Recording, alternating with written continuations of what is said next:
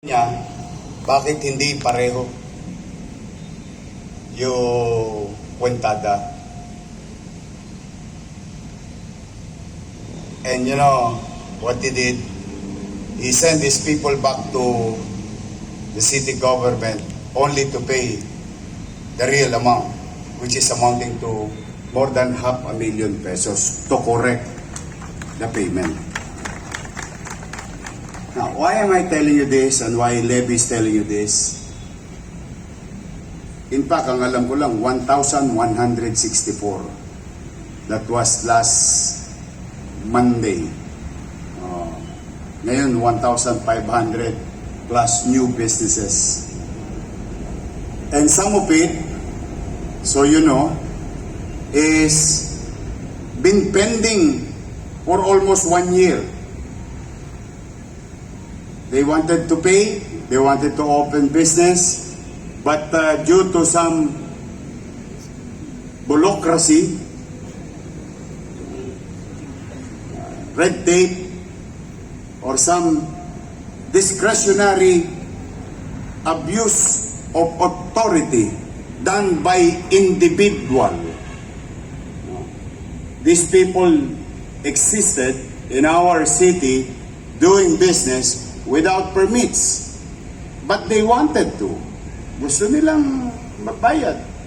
Kaya lang yung zoning na yan, nokno ka nang hindi ko maintindihan. Mahigpit pa sa inuyat. Sa totoo lang. When I see documents, I really wanted to, try to. And I hope Director Mark and his new team will continue to participate by encouraging ease of doing business and ease of doing business in the city of Manila. Next will be the assessment. You will go an end-to-end journey. And I hope you cooperate. We know it already that some of those individuals in assessment did. And I don't have time to go after you.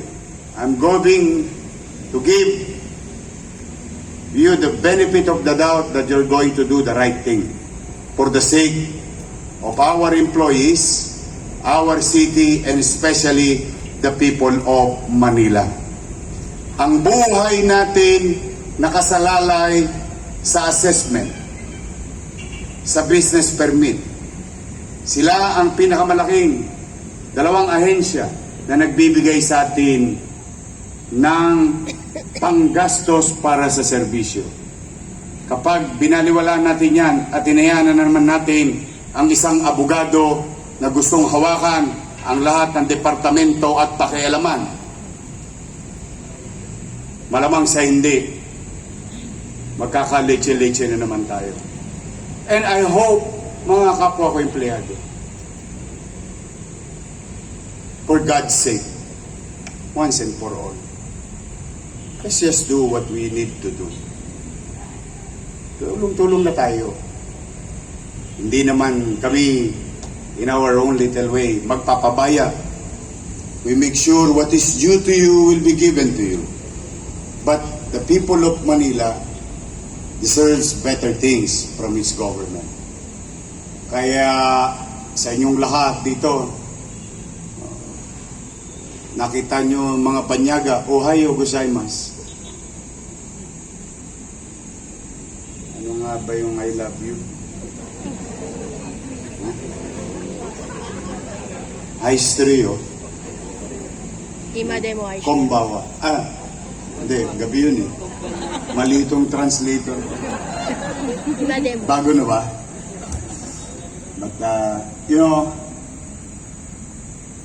to Lawson and to the group, Dali,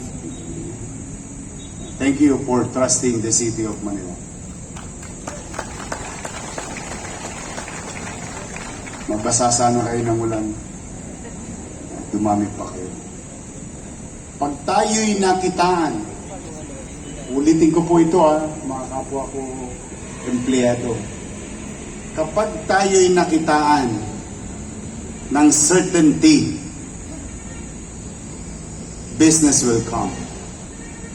If we are always certain in our rules and consistent with our effort, business naturally will come. Certainty attracts opportunity. And with that, it will give also opportunity for our people to find jobs inside Manila. So not to go further as far as Commonwealth, as far as Metro Manila. They stay, live, work in Manila. And that is our job as government, to create that kind of atmosphere and environment to the business sector. To those who are watching, to those who are listening, sa mga naghahanap buhay, at yung mga napahiya, I'm sorry on behalf of the city government. Bumalik na po kayo. May gobyerno na po sa lungsod ng Maynila. Ngayon naman, huwag kayong mag-alala mga empleyado. Huwag kayong mag-alala.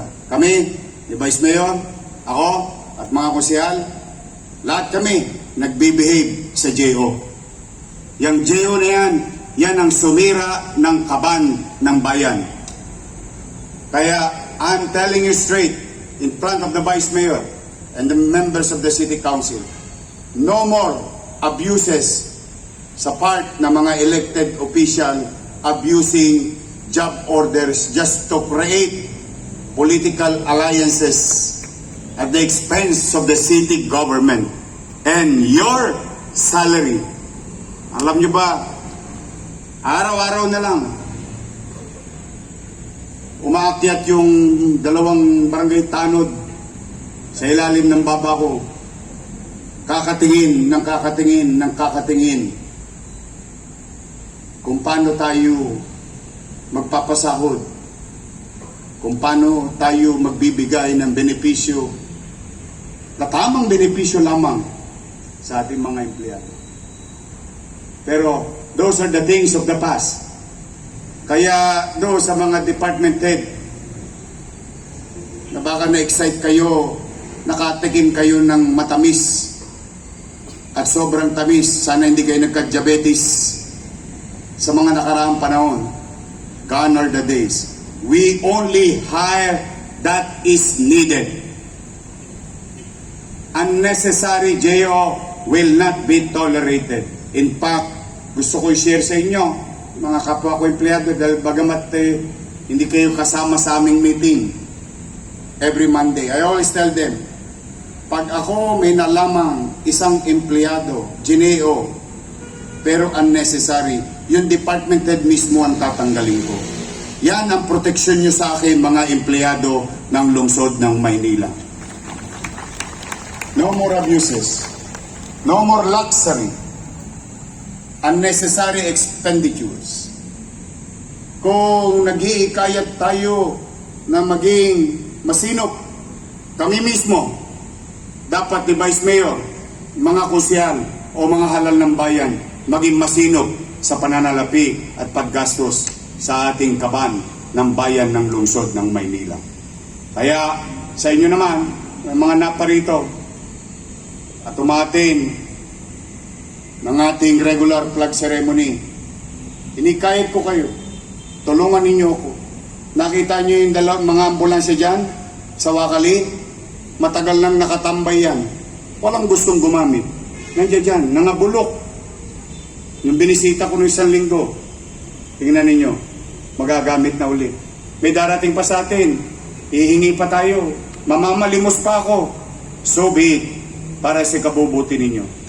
Basta ako naman, mga kasamahan ko empleyado, kulang o binawa ng Diyos, bigyan ako ng lakas ng pangangatawan, ubusin ko ang 24 oras, mapabuti lang ang pagpapatakbo ng tahanang yan at ng buong lungsod ng Maynila.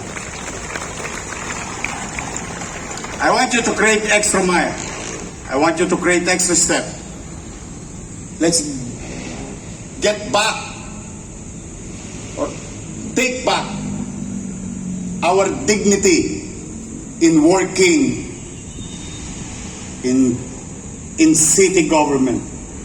There is dignity in us. Tinakpan lang yan ng mantika sa labi, ng mga matatamis na candy na para bang ipinamimigay sa atin, o ginawa tayong rabbit at kinakarot stick tayo ng mga politiko. Huwag na, maging masayahin na lang tayo, ipagpasalamat natin sa Diyos, meron tayong trabaho, nakasusweldo tayo, maayos ang buhay natin. Marami tayong bagay na dapat i-appreciate sa buhay. Yes, you want iPhone, maybe all other luxuries in life. Yes, why not? Kung kaya natin. Kung hindi naman, ipag-ibang araw nyo na lang yan. Ngayon, magsinop rin kayo sa inyong sarili. Hindi araw-araw, Pasko. Pero, ano pa man, hirap na dinararas natin on our fiscal situation. Pumanatag kayo, laging may sweldo.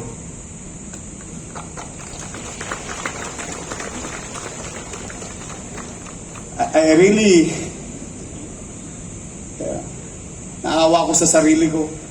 Ang tanging binabalita ko na lang sweldo. But that's reality of life. That is the reality.